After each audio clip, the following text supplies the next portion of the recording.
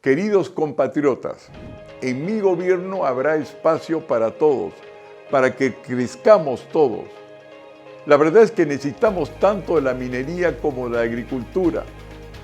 Por eso, junto con el desbloqueo de las minas, daremos a los campesinos en la superficie de los yacimientos mineros las certificaciones que necesitan, para que al igual que esos mineros tengan los instrumentos necesarios para defenderse en pie de igualdad frente a intereses globales y aprovechar sus certificaciones para identificarse a nivel nacional e internacional y acceder al crédito y formar capital para desarrollar su agricultura, si es que eso prefieren.